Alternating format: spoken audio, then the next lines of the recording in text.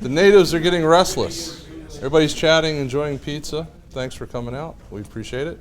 I'm Michael Miller. I'm with CloudSpace. I'm the VP of Engineering. Thanks for coming out and being part of the community. This is really cool. The group is growing larger and larger every month, which is awesome. And just remember next month, what's coming up next month? Does anybody know? CSS. CSS is coming up, so we do have a fifth. That's actually this month, right? Yes. Yeah, it's the last week of this month, right? But what else for JavaScript is coming up next month? That girl. There you go. She's giving a presentation next month, along with some other really, really talented folks that are going to give presentations as well. So make sure you guys come out, spread the word. I know that she asks every week if anybody wants to give a presentation. Feel free to throw out some ideas. We're always looking for folks. It's usually a couple of months ahead, so it's not something that's right away, but we certainly encourage everybody to be a part of the community. And then if you guys have any questions that I can help you with, let me know. If not, I'll let Caitlin give the rundown on everything else. Yeah. So, enjoy. All right. So, as you guys heard, yep, I'm giving a JavaScript talk in literally a month. No, I do not know what I'm building yet. With that being said, you guys can give me some pointers. If you guys want me to do anything particular, you can let me know, or just shoot me an email with it. We have 2 other women presenters as well for next month's JavaScript. So that is also really exciting because we have not had a woman present since we started our meetups in September. So not only does this show that if you know anything at all, because I know absolutely nothing, and I'm doing this talk, any kind of beginner talk, just get up here and talk. There's not a lot of women in tech. There's not a lot of women who are comfortable and confident in tech. So just get up here, give a talk, you know. So me doing this talk on top of having 2 other women presenters shows a lot for the tech community. So we're pretty excited about that one. That one's April 14th. I literally have almost all my meetups booked up for talks up until May. There's a couple, I might want to chit chat with a few people for a couple of them, but other than that, yeah, if you guys want to present, I promise you I'm not going to be bugging you for next week. It's down the road, so we can work together on getting your talk together. Also, too, so CSS is March 31st. If you love CSS, you want to go to it. It's a very random meetup. This is just because a lot of people bugged us for it, so we're doing it. It's the 5th Tuesday of March, so that's why I have room to do it. I didn't move anything around, but if this is really popular and everybody is like, oh my God, you need to do these more frequently, maybe we will. But until we do it, we don't know. Oh my God. I know. One other thing too, just to throw in a plug-in, Orlando Tech Week is April 13th through the 18th. You want to know more about it? Let me know. I'm on a couple committees with Orlando Tech, so I know just about everything for the next 6 months that are going on. So come chit chat with me if you want to. There's a lot of really cool, fun events going on. I will be at a majority of them as well. So other than that, Connor, would you like to get set up? Surely. All right. Just plug this on you. This just clips. And then that, just stick it in the pocket.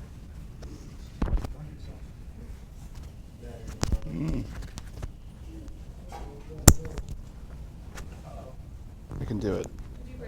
No, my hands are just slippery. You got 48 seconds, bro. All right.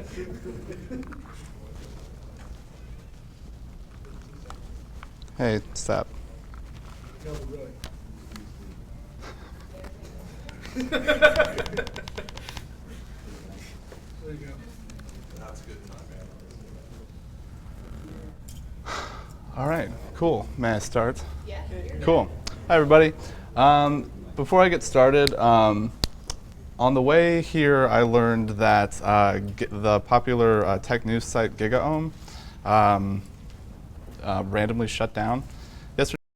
I don't know why, but it's kind of sad to see such like a great news source disappear. So I just want to use this time to kind of plug the idea of contributing to people who create content, be it if they're doing it for free or for money. So take some time, remember just to consciously use your ad block programs or donate to somebody on like Patreon or something like that. Anyways, today I'm going to do a talk, basic introduction to WebSockets. A little about me. My name is Connor McKelvey. There is my Twitter and extremely outdated portfolio. I'm a front-end developer based out of Orlando. I'm also a awesome guitar player. So if you guys want to jam, you might like laugh at me or something. I'm also an Apple fanboy. I buy everything they sell, and the Apple Watch comes out on my birthday, so you guys should buy me one. And if you think smartwatches are dumb, just give it to me as like some like cruel prank or something. I did this slide basically for me. As long as I've been developing websites, there's been JavaScript, there's been Ajax, there's been the XML HTTP request. And so this is mostly for like perspective's sake about where we came from and where we are now. In an effort to kind of simulate real-time applications, before Microsoft introduced the XML HTTP request in Internet Explorer 5 around 1999, one of the techniques that was used to like asynchronously like get data from a server in an event-driven way was hidden iframe messaging. I'm not going to go on this too much, but this links to a Wikipedia article, which in the context of today's technology is kind of hilarious. For those of you that don't know, hidden iframe messaging is basically where you have like a hidden iframe on your page and you request a URL and the connection never closes. And when an event fires on the server side, the server writes a script tag to the HTML page with like an immediately evoked function expression that then runs in the iframe, and there's some sort of messaging between the iframe and the parent application. Pretty hacky, but it was done to get some sort of like real-time application. As that evolved, Microsoft didn't do everything wrong. They introduced the XML HTTP requests in Internet Explorer 5, as I had mentioned. Though there was not a JavaScript interface for it, it was purely for ActiveX, whatever that is. By 2005, it was introduced into all major browsers, the Gecko layout engine, Opera, stuff like that. After that came around, in order to better simulate real-time applications, we use things like long polling and HTTP streaming. For those of you that don't know, long polling is essentially where you open up a long-lived HTTP connection via JavaScript or something, where you don't expect an immediate response. It kind of stays open until the server has something to send back, and then it closes. HTTP streaming is similar, but the connection stays open for the entire session. And these are all things that we've used to simulate pushing data from the server to the client. And this all relates to the concept of HTTP, which the WebSocket protocol the water. So what is a WebSocket? It's two things. It's IETF, that's Internet Engineering Task Force defined protocol, and it provides full duplex communication channels over a single TCP connection. And what that really means is that the client and the server are connected over a persistent connection that stays open, and they can both send data back and forth in an event-driven manner the entire time at the same time. Whereas with the request and response cycle of traditional HTTP connections, it's half duplex, which is kind of like a walkie-talkie. When you're talking to somebody, they can't talk back. They have to wait for you. They have to wait for you to finish. And in the context of real-time applications, this is very inefficient, and there's lots of overhead associated with it. It's also a W3C designed API. And so a JavaScript API allows us to take advantage of WebSockets in order to build our efficient, event-driven real-time applications. So why do we need this? As I had mentioned before, the request and response cycle isn't ideal for real-time apps. It's half duplex, and mostly whenever you send a request to the server, you're sending all the headers that go along with it. So this includes the origin, any cookies that are stored in the browser, along with a variety of other things. And for real-time applications, you're most likely trying to send lots of small amounts of information at any given time. And with WebSockets, only the initial connection is made over HTTP, and the connection is upgraded. And from then on, the only information that is sent back and forth is a small amount of data to tell the server or the client how the length of the frame that's being sent. You can think of a frame as a request or just a message, and what type of data is being sent, whether it's binary or plain text. WebSockets also allows us to create a lot faster applications because we don't have the latency from having to continuously open new TCP connections over HTTP like we would with long polling or traditional AJAX. So what is it good for? It's good for chat applications where you might have multiple people and a central server with authentication or something. Social applications where you're trying to push content into a feed of some sort. Multiplayer games where you're trying to send maybe information to a 3D rendering engine or something like that. Collaborative apps like Google Docs, financial applications, and three-way data binding. I'm going to go back to financial applications here in a second, but what I mean by three-way data binding, for those of you who aren't familiar with it, two-way data binding is where you would bind the data in your the model that's located in your client that is bound to view. So when the view is updated, the model's updated. When the model's updated, the view is updated. WebSockets really helps us take advantage of something that Angular and Firebase like to call three-way data binding, wherein you can also bind it to a model on a server side so that you can sync it up with a bunch of other clients. And it's just really efficient and really convenient. So, oh, I forgot to go back. Unable to get it.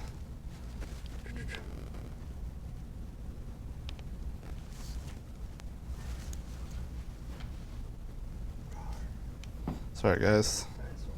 The internets are important. We always have some kind of technical fun. There we go. Okay.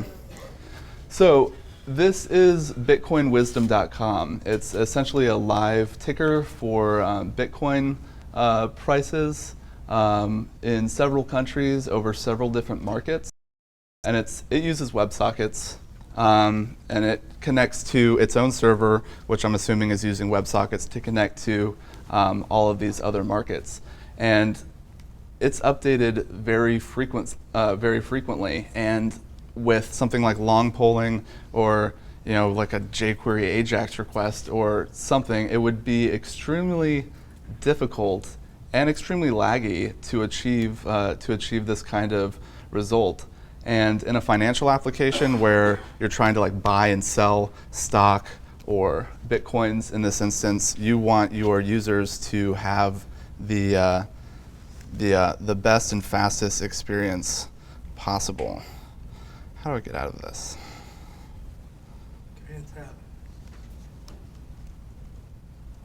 No, I don't want to get out of the browser.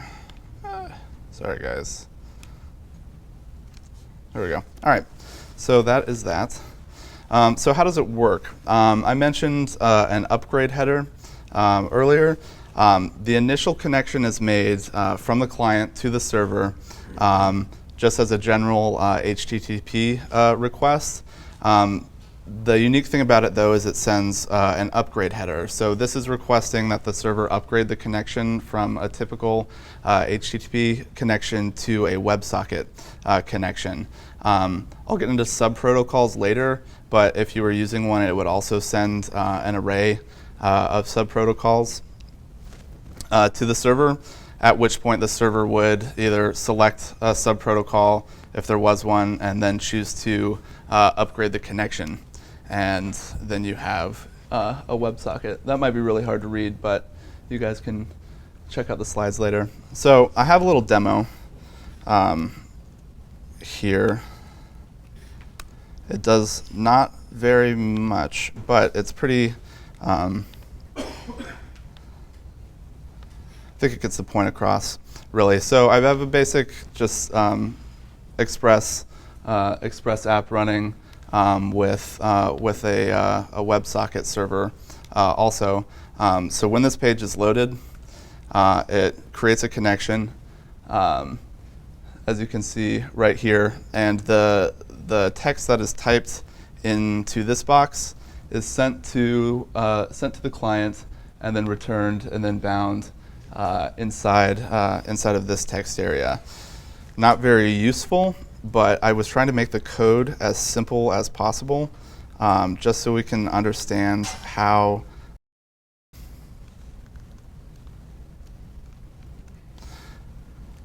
the application works. So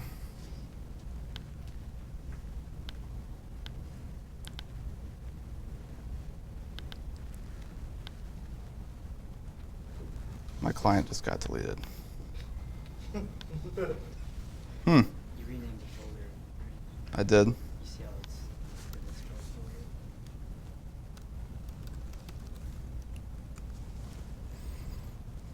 This will suffice. And this is here for you guys to download and mess around with. You just double dot out of your triple. Okay, so here we are creating a new WebSocket connection with the WebSocket constructor. You guys can pretty much ignore this, but then there's 4 pieces that are really important. We have an event handler for when the connection is opened, and all we're doing is logging that we're connected. There's an error event handler, so this gets triggered when you lose the connection, or when the server declines the connection. You have on message. This is triggered obviously when the server sends a message to the client, and then you have connection.send, and this is how we send data to the server. On the server side, I'm just using a library called WS, which is a very simple WebSocket server. And the event handlers are slightly different, but you get the point. Connection with a callback, message with a callback, and sending a message. That might be a little hard for you guys to read, but. You can zoom in too. Well, I already talked about it, so. There we go. Okay. Again, it's on GitHub, so you guys can check it out. It's not anything that you guys would want to like take and sell to somebody or something, but Not anything that good. no. I mentioned subprotocols. WebSockets is a protocol, but it's a very raw and bare bones protocol. Since no headers are sent between the client and the server, besides some like information, not technically headers, but just information about the frame that's being sent, your client and your server have no idea whether or not they've actually the other party has actually received the information that you've sent. And this is one of the things that a subprotocol can help you with. The client can either just send one protocol for the server to choose from, or an array of subprotocols. Some examples are like XMPP, WAMP, JSON RPC, and there's some like REST type variant things out there as well. They define how the data is formatted, be it like JSON, XML, or something like that. And they also define when a server should receive a response afterwards. This kind of gets back into the idea of like request and response, but it mirrors it on both sides, which you don't really have with HTTP. Another thing that it does is it allows you to create custom protocols, which is great for namespacing and backwards compatibility, where you might have one server that can handle multiple versions of a protocol, and you might have multiple clients running different versions of that protocol, which would be useful if you're scaling your app and rolling out different versions to different users at different times. The iframe doesn't work.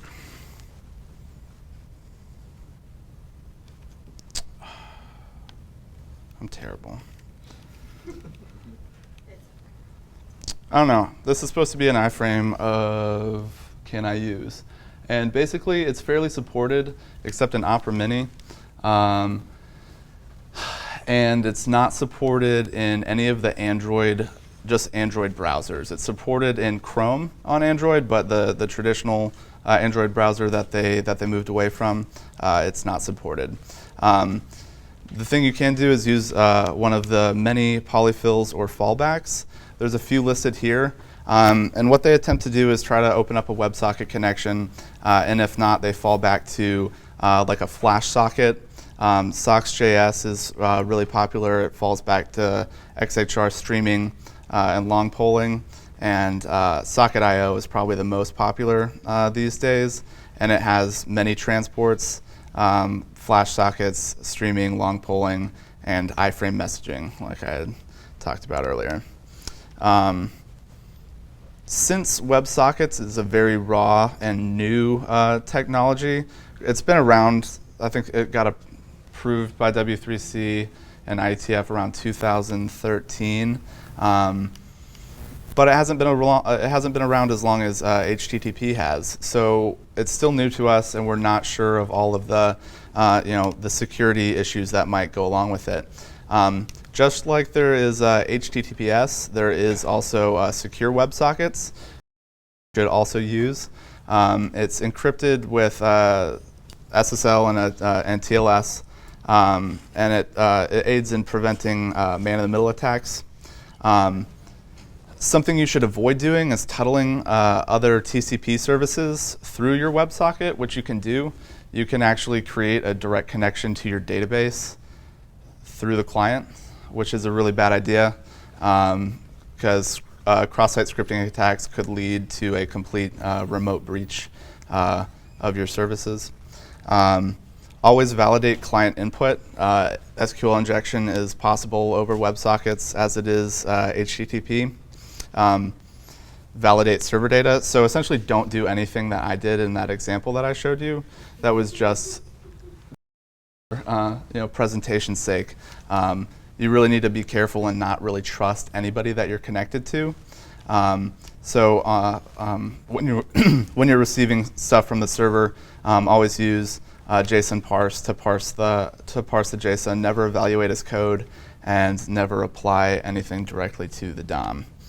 A little continuation of that.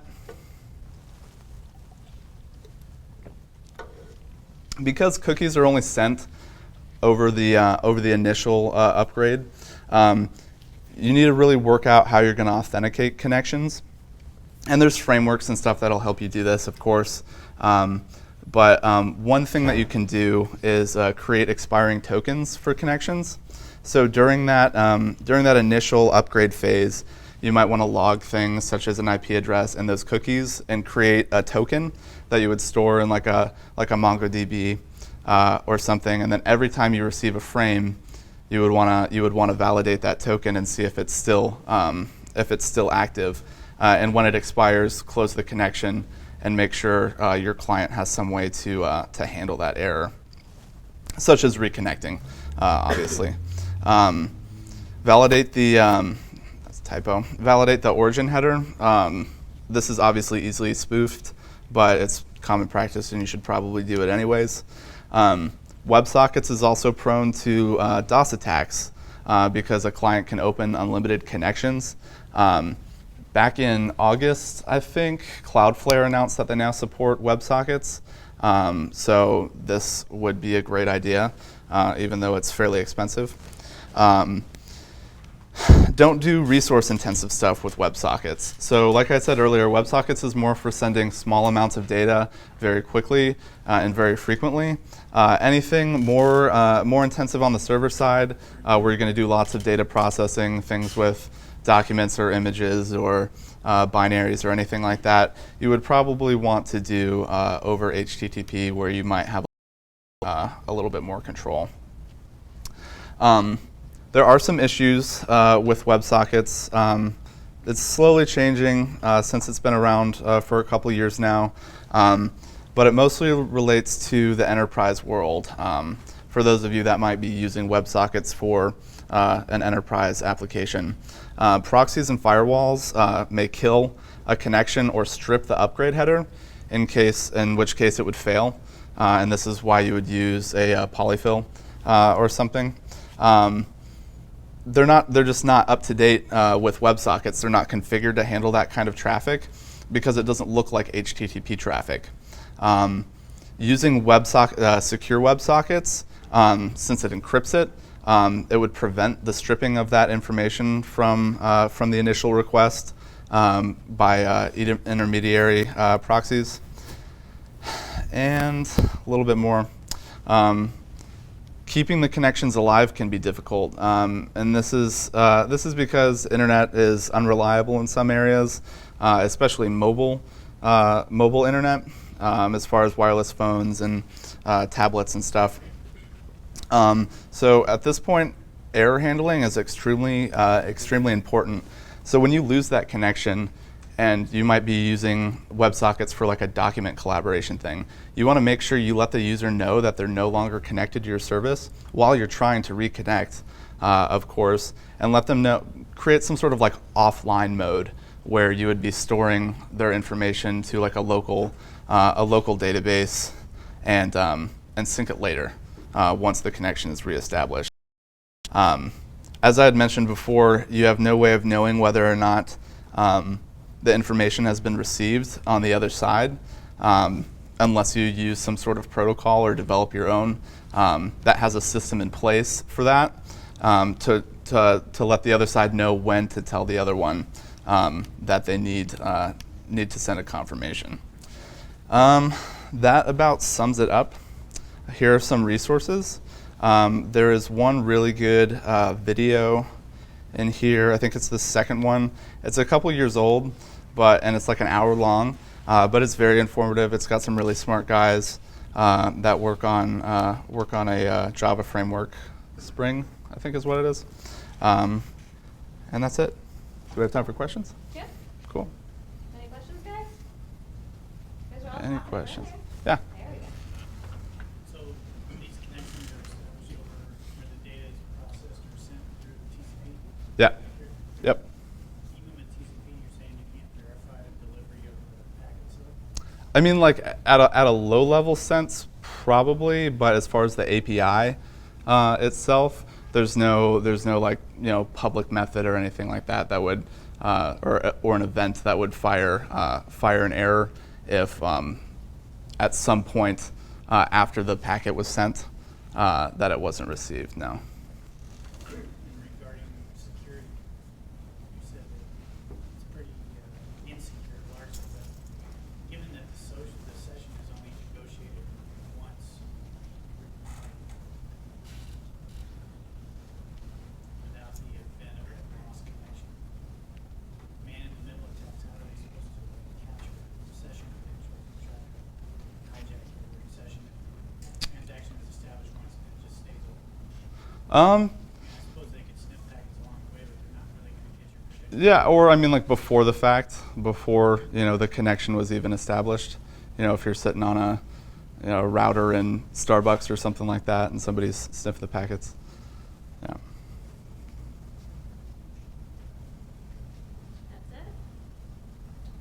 Cool. Got some quiet people. Thank you. All right, give me the mic. You got it. Thank you very much. You are welcome. All right. And then, so if anybody wants more pizza, go ahead and grab more pizza. Eat it all up. I don't want to pack it up. Eat it all. Yeah, I'll let you continue to get set up. So, damn, there was something else I was gonna say and I forgot now. I don't know. Being a dumbass today.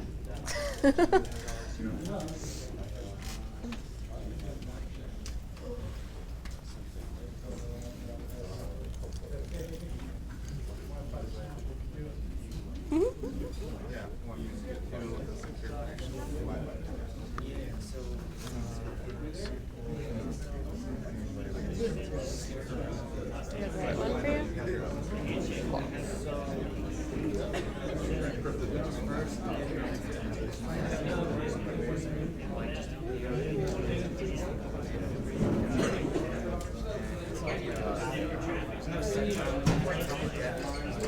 Whoa. That's not good.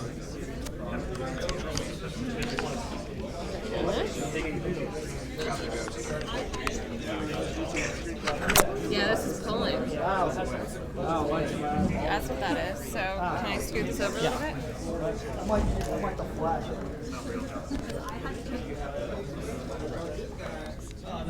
All right. All right. Your head's in the way. You're tall. Sorry, I guess give everybody a second. Sure.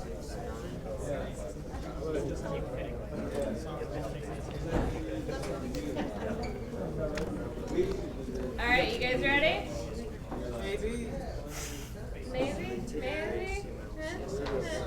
Who wants beer? I do. So we gotta start. I'll go quick. All right. Find your seats. Because you're rolling. All right. You're good. Good. Start talking. Hello. So I'm Nick, and I'm an engineer in space. A little while ago, I and mentioned that I might be interested in doing a talk here at the University Tech Meetup. So I never really understood the fact that I would be standing up here in front of about 50 or more people and, talking. You're one of our more quiet. Yeah. So I started thinking about what kind of talk I wanted to do. And a couple things popped into my head immediately. So I work with Angular day to day. So my first thought was, hey, I could give a talk on Angular. That would be easy, right? But then I thought, no, that's too easy. And if I'm in it, I'm in it for the long haul. And so I thought, well, why don't I do something that is interesting? And that way, even if the talk is a spectacular failure, I'll still have learned something. So, so I thought, you know what? I kind of like to play video games. And as a developer, I've always been interested in learning about how they work, but I've never really looked into it. Sorry. So my talk is multiplayer gaming with Socket.io. At least that's what I started out as. As I got more and more into it and learned more and more about game programming, I realized that I wouldn't be able to concentrate on Socket.io. There's just so much that goes into game programming that if I wanted to give an actual introduction to it, I'm going to have to brush over a few things, and one of those ended up being Socket.io. So what happened is, this is my new talk. So the talk is game programming with multiplayer support using a combination of ECMAScript 5, the Canvas API, Node.js, Socket.io, and Webpack. So I guess you guys know what you're getting into now. So to learn about game programming, I started working on this game called Snake Pit. And essentially, it's multiplayer Snake. Who's seen the movie Tron? Cool. It plays a lot like the light cycle game from Tron. You play as a snake. and you slowly grow, and the more you grow, the harder it is to not kill yourself. It's also easier to kill another person the bigger you are. So it plays a little bit like that. It's kind of fun. I didn't get to finish it in time for the talk. I wanted to do a demo of it, but that'll have to wait maybe till the next talk I do. So I've given you a little bit of background about why I'm doing this talk, so let's dive right in. It's my favorite one. No goats, sorry.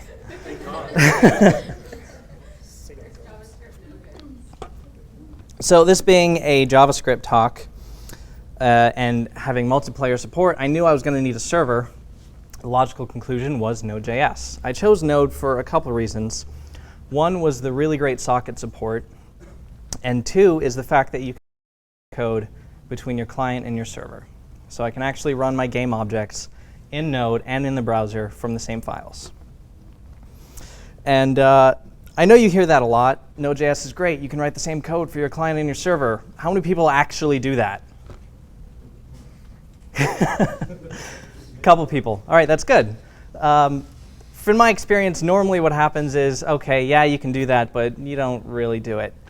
And it's actually harder than I thought it would be. I'm like, how do I do this? What do I need to do? And I looked into it, and there's a lot of solutions for doing it, but I'm only going to talk about one.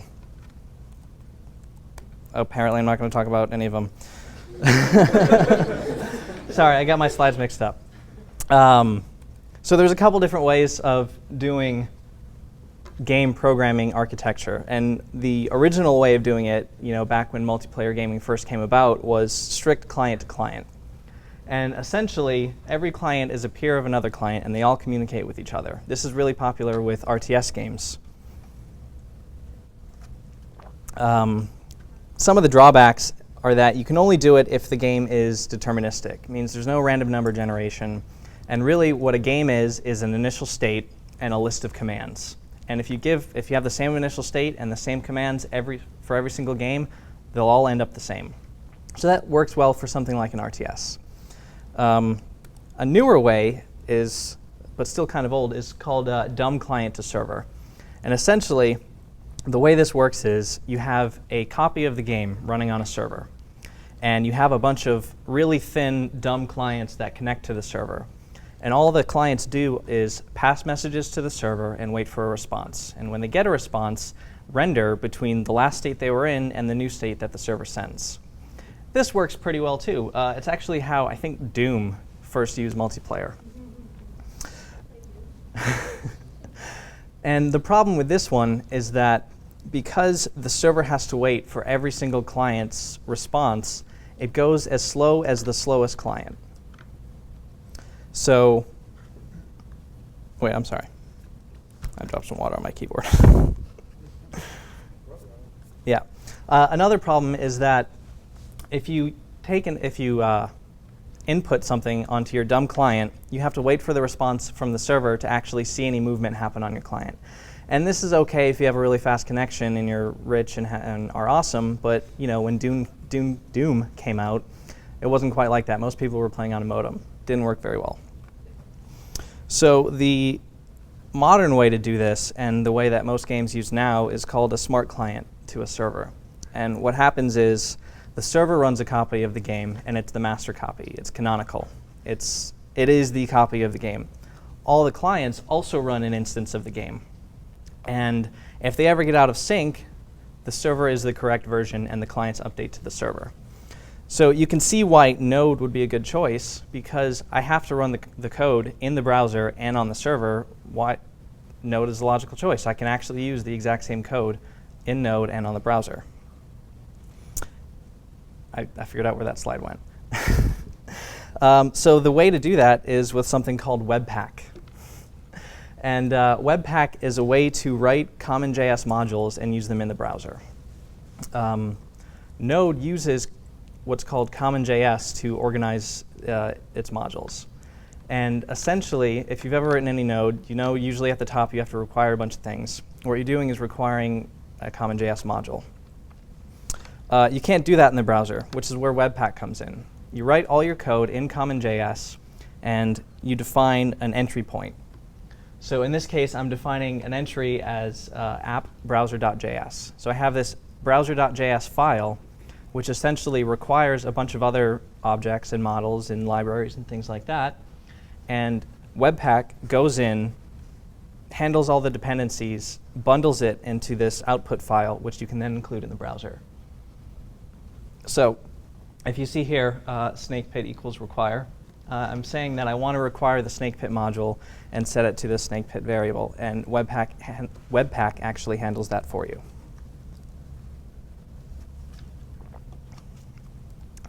What's next? OK, game time.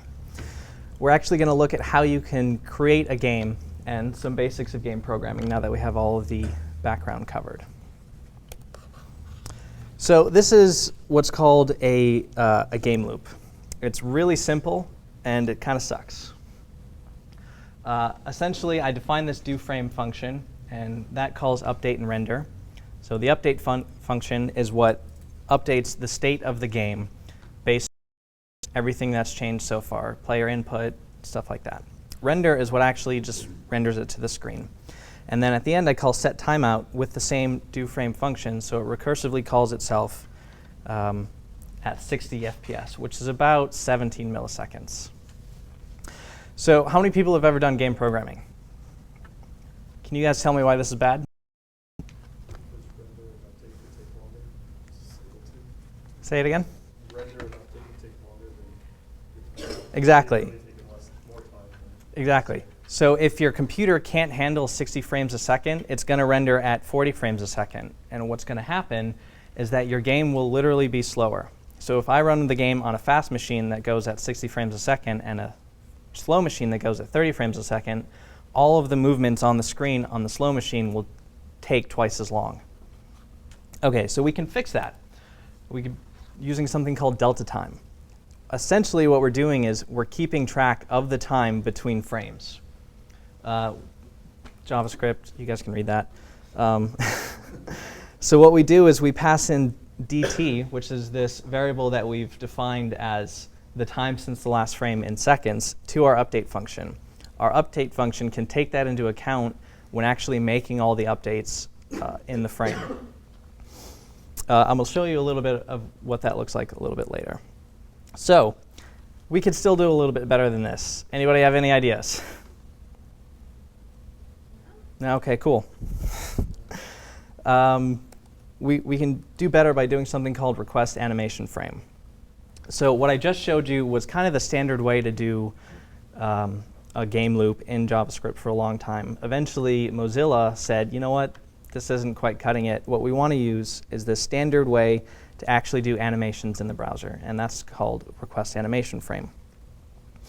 It looks very similar. It's almost exactly the same. The only thing that we're doing is replacing the set timeout with this call to requestAnimation frame. And all it is it's telling the browser, hey, run this function at the next available opportunity. And it does some nifty things like hook into the your screen's refresh rate, and actually generally will render at 60 frames a second, more or less depending on the refresh rate of your screen. So it makes all the animations much smoother, and everything is handled for you, which is really nice. Let's see. OK, so what we're going to do is flesh out this example a little bit. And I've defined my update function as well as my render function there. And I'm going to take you into some code and maybe show you an example.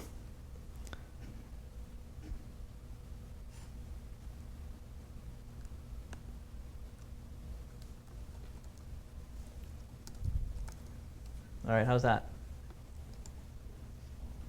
Small? That's a lot of code. OK. So this is what we have. This is essentially just getting a canvas object and then the context of it. We've got our basic delta time functions. We're defining this thing called block. What we're doing with this code is animating a block on the screen to go back and forth, bouncing back and forth within the canvas. So this is the same function that we were doing before with requestAnimation frame. And now we've defined our update function.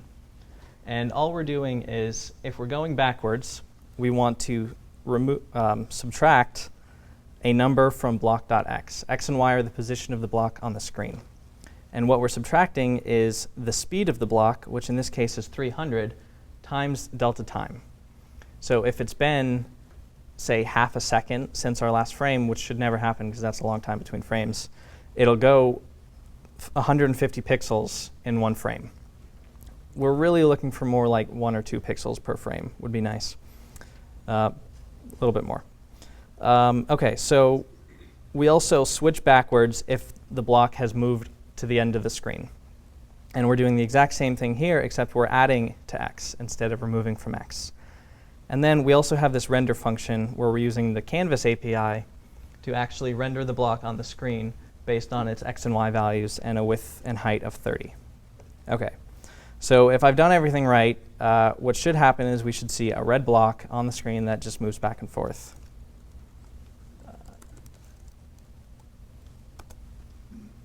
Hey, look, it works. Cool. So that's, I'm sorry. So that's what we have so far. Do I have any questions so far? I'm kind of talking fast. Go ahead. Is update always a function of time? I'm sorry? Is update always a function of time What do you mean? in games? Usually, so you'll pass in delta time so that we actually, I don't know. So we can use delta time to understand how much to move based on how long it's been since the last frame. Maybe I'm not getting your question. No, that makes sense. OK. Again, this is all new to me, so sorry if I can't answer any questions. Where's your actual request? Sorry? Where's your actual request animation framing function? This is actually something. It's built into the browser. It's an API call. Yes. But does it have to run on the server also? This is actually just client right now. Yeah. Yeah. So on the server, there is no request animation frame. It doesn't exist. So that complicates things a little bit. And as I was building this, I sort of ran into that issue. And what I ended up doing was actually going back to the old set timeout on the server. OK. OK, so now that we have the basics of drawing and actual movement and animation, we're going to talk a little bit about socket.io. So I didn't actually manage to integrate this into the game I was working on, but I brushed up on all the principles, and hopefully it doesn't come across too bad. OK, so let's go back to that diagram for the client-to-server communication. So all of the lines you see are going to be handled by sockets, because if we did something like HTTP requests, they would be extremely slow and definitely not fast enough to keep up with a real-time game. So any communication between clients and server should be done with sockets. And if we're doing it correctly, all the communications between client and server should actually be brief and really, really small. Since every client is running a copy of the game itself, need to update the client is when A, you get an input from one other client, or B, there's some sort of interaction that might cause a desync, in which case the client should be synced to the server. OK, so this is the type of code that you might see on the server. We get to test this, so this may not be correct. But essentially, we're requiring socket.io and creating a new and binding it to port 3000. So whenever we get a new connection, then we're going to emit a sync event to the client. And I'm assuming that we have this game object that has all these nifty functions that don't exist in this example. So we're going to emit a sync event to the client to get them up to speed on where the game is right now. And then we also have this on key press listener. So whenever a client has a key press, they will send an event to the server that says, hey, I pressed a key. This is the key that I pressed. And what we want to do is use this socket.broadcast_emit. And socket.broadcast_emit is a little different than socket.emit. What socket.emit does is emits data just to the client that's currently connected. So in this case, it's the socket object of this connection callback. what socket.broadcastEmit does is it emits data to everything but the socket. So in this case, when a client's done a key press and sent an event to the server that, hey, I just pressed a key, we don't need to send it back to the client. So we want to send it to all the clients except for the ones that we've just done. So there's one final type of emit, and that's emitting to every single connection to the server. And we might want to do that if periodically we have a sync to make sure that all the clients really are in sync with the server, that nothing's sort of gone astray, something like that. So you can do that by doing io.sockets.emit or just io.emit. They're actually the same thing. And we're doing the same event there. We're doing sync and game.getState. Okay. On the client, it's actually really simple. We define a new socket by connecting to the server that we just set up in Node, and then listen for events. So on sync, what we want to do is get the state and then use whatever functions that we've defined in our game object to update the client based on the server sync method. And on key press, we want to handle it as input from another player. There's also things that you might want to do, which is emit from the client. Perhaps when the client has pressed a key, you want to emit it to the socket so that it can redistribute it everywhere else. OK. So that's pretty much all I have so far. It went a little bit faster than I expected. But I might, if we do have the time, want to show you a little bit of the game that I've been working on. Just maybe get feedback, too. Yeah? Yeah? Cool. Yeah. Yeah, there's one question real quick, and then yeah, we can go ahead and pull it up. We're actually on time. If there was 20,000 connections. Mm-hmm. You did a broadcast and emit back out. Just send it all out at one time, or is it a single file that's so fast? I don't actually know. That's a really good question. If you're in a game, you want the advantage, Right. So in a game with 20,000 connections, it's a little bit unlikely that there's actually 20,000 clients in one room. Sockets have, well, actually, Socket.io has this concept of a room where you can join a room, and it's a bit like a chat room. You don't care about all the updates to the other chat rooms. You only want what's in your room. So to do that for gaming, that's sort of like different instances of one game. So say you have 20,000 people playing this game. You've got 5 in this one, 5 in this one, and so on and so forth.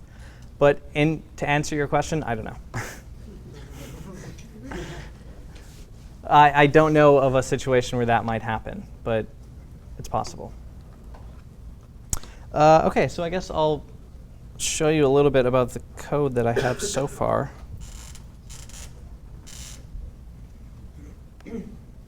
Right now, there's no socket integration. So this is browser.js. This is sort of the entry point for the client-side code. And we're doing that Webpack require CommonJS stuff so that we have this snake pit module. And we're creating a new game based off of snakepit.game with a couple config options. I've set in width, height, and step is actually what defines how often a snake will step to the next frame. Snake is a little bit weird, where frame rate isn't terribly important because there's not a smooth animation from state to state. Snakes kind of jump around from one grid to the next. So I'm also adding this mixin, which I call keyboard controllable, onto the snake. So I've decided to use a mixin here because when thinking about adding multiplayer support, I figured that a snake would either be controllable through the actual keyboard or it would be controllable through a socket, if it was on the server, or if it's an enemy or something on the local copy. OK, so let's look at snake pit.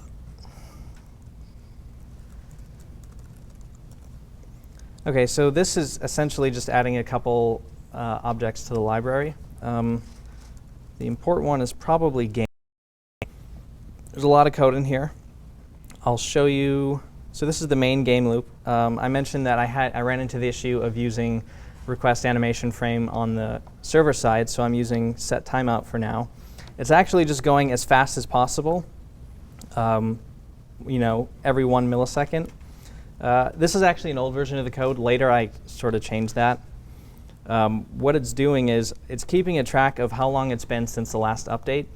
And if it's been long enough based on the step parameter in the config, then we actually run the update. So it runs the game loop as much as possible, but it doesn't actually update until it needs to. In my draw function, I essentially clear the canvas, and then all of the game's objects, I call their draw functions. So each of the game objects has their own draw functions that handle how to draw that certain unit. And I pass along the context so it knows how to draw it. This is a simple collides helper. It's actually really easy to do collisions when everything is stuck to a grid. So collisions are somewhat more complicated if you're doing things like square collisions or circle collisions. It all depends on what type of object you have and what it's colliding with. All right, so now I have this handle collisions function called as part of the update loop. And essentially, if the snake's head collides with food, then I tell the snake to eat something, and I replace the food randomly based on the free squares. If the snake collides with itself, which is with this crazy check right here, then I'll call snake.explode, which essentially ends the game. I do the exact same thing if the snake collides with the wall. This could all be much better, but yeah. I have also this out of map function, which essentially checks if an object is in or out of the map, which I use in my handle collisions function. And then I have another function that just returns a grid of all the squares that are unoccupied by a snake. And I use that when putting new food down. OK, so this is the snake object. And it sets up a couple params based on the configs passed in. Eat just sets a parameter of 8 something to true. And we use that later in the update function. Let's see. Yeah, OK. So this is where the actual movement happens for the snake. So I'm creating this tail object, which is either a new object, depending on if the snake ate something. So if the snake did eat something, I'm creating a new object for the tail. If the snake ate something, then I'm popping off the last section of the snake to use, which is the tail. I set the tail to new position X and Y, which is where I want the snake's head to be. And then I put the tail at the top of the snake section. So essentially what's happening is the snake is moving along by popping one section off the tail and putting it onto the head. And if the snake eats something, then I don't pop it and create a new object, so the snake's head shifts while the tail stays the same. And then I update my reference to the actual head of the snake, and that's just for ease of use later. The snake has its own draw function. For every section, I essentially fill a rectangle in, and it gets more and more transparent as it gets closer to the tail. That's pretty much all of the code that matters. Let me see if this actually works. No.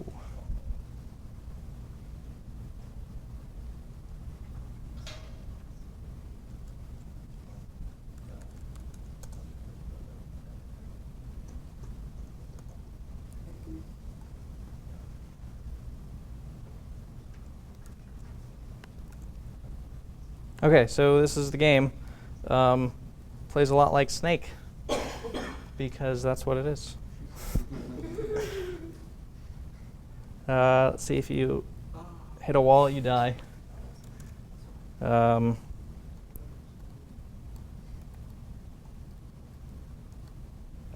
of like a moving Tetris game. Yeah. It's kind of neat. I like that. Yeah. I don't know why I picked that game to make. OK, so I guess that's it. Any questions? Your collision logic again? Sure. Just a little curious about the way you were doing that. It is easy, but it's OK, so I essentially have this collides function. And because everything is stuck to a grid, I don't actually have to check edges or actually overlapping. All I have to do is see if the location is in the same spot. So if AX equals BX and AY equals BY, they've collided. Have you considered just using a get color at? Sorry? You just get the, so look at this, you're actually tracking the objects. Mm-hmm. You just identify the color of the pixel in that grid. Based on oh, that's an interesting thought. Yeah, I haven't thought about that. That's a good idea. Anybody else?